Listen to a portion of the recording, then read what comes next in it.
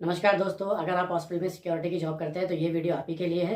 Hospital security के अंदर रहते हुए हमें क्या काम करना चाहिए, किस तरह से करना चाहिए, आज हम इसकी पूरी जानकारी आपको देंगे।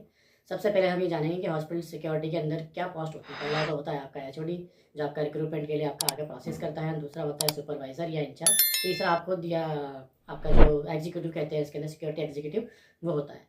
तो आपको हॉस्पिटल के अंदर एंट्री से लेकर के एग्जिट तक सारी सिक्योरिटी की व्यवस्था देखनी पड़ती है कि हॉस्पिटल के अंदर कौन आ रहा है, किस तरह के लोग आ रहे हैं। कोई इसमें कोई लड़ाई झगड़ा करने वाले हैं, कुछ तरीके से कोई अपवाद करने वाले लोग तो नहीं आ रहे हैं। दूसरा, अंदर जाने के बाद में जैसे आप जो कारपेट एरिया हो गया, रिसेप्शन हो गया, वहाँ पर व्यवस्था देखनी पड़ती है कि जो लाइनें लगी हुई है पेशेंट की या उनके अटेंडर की, डॉक्टर को दिखाने के लिए जो लाइन लगी है वो सुव्यवस्थित है या नहीं है, और अकॉर्डिंग टू नंबर वो पेशेंट डॉक्टर को दिखा रहे हैं नहीं दिखा रहे, वो व्यवस्था आपने को देखनी पड़ती है। दूसरा, उसके बाद में अगर कोई वार्ड है, वार्ड के अंदर पेशेंट है, पेशेंट से मिलने के लिए जो अटेंडर आते हैं, उनके रिलेटिव आते हैं, ज़्यादा भीड़ इकट्ठी नहीं हो जाए क्योंकि पेशेंट को भी इन्फेक्शन का खतरा होता है। पेशेंट के साथ साथ अटेंडर या मिलने वालों को भी इन्फेक्शन का खतरा होता है, इसलिए ज़्यादा भीड़ हॉस्पिटल में नहीं होनी चाहिए। उसकी व्यवस्था भी सिक्योरिटी एग्जीक्यूटिव को देखनी पड़ती है। तीसरा, अगर कोई अटेंडर को अंदर हॉस्पिटल के अंदर या वार्ड के अंदर बुलाते हैं कि आपके पेशेंट की स्थिति के बारे में जानकारी देनी है या आपको बताना है, उसके अकॉर्डिंग आवाज़ लगाते हैं आपको, तो उस समय भी आपको ज़्यादा क्राउड नहीं रखना है अटेंडरों का। सिर्फ एक पेशेंट के लिए एक ही अटेंडर अलाउ हो, ऐसी व्यवस्था होनी चाहिए। बाकी सबको आउट ऑफ हॉस्पिटल एरिया, जो कारपेट एरिया है उसके बाहर गार्डन या जो भी आपका लॉबी है या जो भी कैफेटेरिया है वहाँ पर वेट कर सकते हैं। एग्जिट के समय, इमरजेंसी के समय कौन पेशेंट आ रहा है उसकी सारी व्यवस्था होनी चाहिए कि जैसे पेशेंट इमरजेंसी के अंदर आया है तो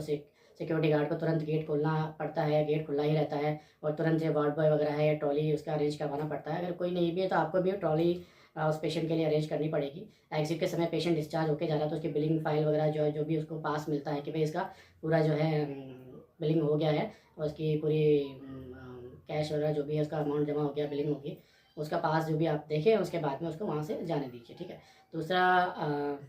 फायर एग्जिट, अगर फायर या किसी भी तरह की त्रासदी हो गई है, फायर हो गई, इलेक्ट्रिक शॉक हो गया, बाढ़ हो गया, भूकंप हो गया, बिल्डिंग कोलैप्स होगी, कहीं से कुछ पार्ट गिर गया या कोई भगदड़ मच गई, उस समय आपको पूरा व्यवस्था इसके अंदर हॉस्पिटल के अंदर देखनी पड़ती है कि फायर एग्जिट का गेट कहाँ है। आपको पूरा हॉस्पिटल का एक एक कोना, एक एक जगह की जानकारी होनी चाहिए कि कहाँ पर क्या चीज़ है, बेसमेंट में एग्जिट कहाँ से होगा, एंट्री कहाँ से होगी, कहाँ पर पेशेंट या अटेंडर या जो भी दिखाने आ रहे हैं ओपीडी के अंदर उनके लिए सेफ जगह कौन सी है, कहाँ पर लेके जाया जा सकता है ऐसी स्थिति के अंदर होने के अंदर, ठीक है। आपको हॉस्पिटल की सिक्योरिटी के साथ साथ पेशेंट के साथ साथ अटेंडर के साथ साथ हॉस्पिटल के एम्प्लॉय की भी सुरक्षा करनी पड़ती है कि कोई अटेंडर, पेशेंट या कोई भी व्यक्ति बेवजह ही अपने हॉस्पिटल के एम्प्लॉय से झगड़ा नहीं कर रहा हो, हाथापाई नहीं कर रहा हो, दोनों को अलग करने की कोशिश करे, समझाइश करे और दोनों को सांत्वना दे कि आप निश्चिंत रहे और आपकी समस्या का समाधान होगा और आप आराम से बातचीत करें, ऐसे हाइपर नहीं हो, कोई हॉस्पिटल में तोड़फोड़ नहीं हो, कोई आगजनी नहीं करे, बाहर से गेट को लॉक कर दें, हॉस्पिटल के अंदर आने नहीं दें। अगर कोई भी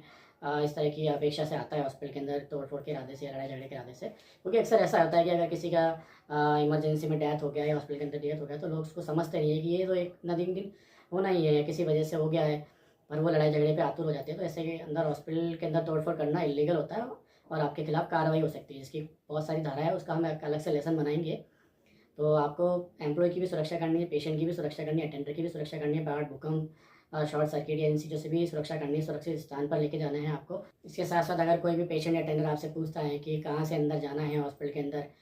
मुझे इनसे मिलना है, ये किस डिपार्टमेंट में बैठे होंगे, तो आपको उनको रिसेप्शन पर भेज देना है कि रिसेप्शन पर आप जाइए, उसको आपको वहाँ पर पूरी जानकारी मिल जाएगी। या आप पूछते हैं कि मुझे हॉस्पिटल में जनरल वार्ड में जाना है, आईसीयू पे जाना है, पीआईसीयू है, जहाँ भी जाना है, तो आपको पता है फर्स्ट फ्लोर पे, सेकंड फ्लोर पे कहाँ से उसका रास्ता, तो बता दो। नहीं पता तो रिसेप्शन पर भेज दो, वहाँ से उनको बता दिया जाएगा कि कहाँ पर उनको जाना है। अगर किसी तरह की कोई भगदड़ हो जाती है, कोई किसी का पैसा लेकर चोरी करके भाग गया या भाग रहा है आपके सामने, तो आप उसको कैच भी कर सकते हैं कि भाई ये जो है व्यक्ति जा रहा है तो एकदम भाग के जा रहा है, मोबाइल छीन के जा रहा है, तो उसको पकड़ लो उसी समय, ठीक है। उससे जानकारी लो कि आप क्यों भाग रहे थे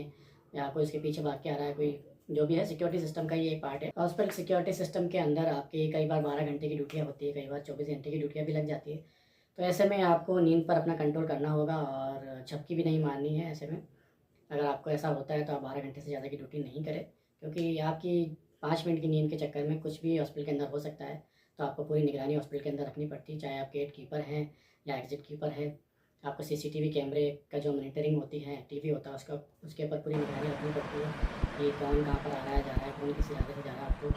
सारी उसकी स्क्रीन पर नज़र रखनी पड़ती है। और आप हॉस्पिटल के जो भी मैनेजमेंट है इसके लिए एक मॉक ड्रिल भी करवा सकते हैं कि कभी भी फायर हो गया तो उस स्थिति में आपको किस तरह से निपटना। अगर चौथी मंजिल पर किसी को कार्डियक अरेस्ट हो गया तो उस पेशेंट को कैसे नीचे लाना है, लिफ्ट भी नहीं है तो किस तरह से सिक्योरिटी वाला या जो भी एम्प्लॉय है उसको कैसे लेकर आना है। कोई बाहर धूप हो रही है बहुत तेज़, किसी को अटैक हो गया है, कोई बेहोश हो गया, उस समय CPR देना है और उसको क्या ऑक्सीजन की फैसिलिटीज़ होनी चाहिए। उस गेट पर भी आपका ट्रॉली या व्हील चेयर होना चाहिए ताकि वार्ड बॉय नहीं होता, एटलीस्ट जो सिक्योरिटी एग्जीक्यूटिव वही उसको अंदर लेकर आ सके और अपना जो फर्स्ट एड है वो दे सके और उसके बाद में आगे फर्दर ट्रीटमेंट उसका हो सके। तो ऐसा मॉक ड्रिल भी हॉस्पिटल के अंदर होना चाहिए कि किस तरह से इस तरह की स्थिति से निपटना चाहिए। नाइट के अंदर जो है गश्त भी करनी चाहिए कि सब कुछ हॉस्पिटल में सही है, पेशेंट अटेंडेंस सब आराम से है या नहीं है, कोई चोर तो नहीं घुस गया हॉस्पिटल के अंदर, सारे गेट लॉक है या नहीं है, या अगर गेट लॉक नहीं है तो गेट लॉक क्यों नहीं है, उसका पूरी जिम्मेदारी आपके पास होनी चाहिए, कौन गेट लॉक करता है कौन नहीं करता है। और अगर कोई स्टाफ आज नहीं आया है तो वो क्यों नहीं आया है, उसकी जगह किसको अरेंज करना है, ये सारी सुविधाएं आप ही को देखनी पड़ेगी। दोस्तों हॉस्पिटल के जो सिक्योरिटी सिस्टम होता है उसके लिए आप चाहें जो भी मैनेजमेंट है, जो ऑनर है, वो साल में एक बार प्राइज़ गिविंग का भी आप एग्जीबिशन रख सकते हैं जिसके अंदर आप जो भी बेस्ट वर्क करता है उस एम्प्लॉय को प्राइज़ भी दे सकते हैं, बाकी सबको सर्टिफिकेट या जो भी कुछ भी देना चाहे वो दे सकते हैं। इससे क्या होता है कि जो स्टाफ या एम्प्लॉय है वो बेस्ट से बेस्ट परफॉर्म करने की कोशिश करता है हॉस्पिटल के अंदर। और अधिक जानकारी के लिए हमारे चैनल को सब्सक्राइब कीजिए। धन्यवाद।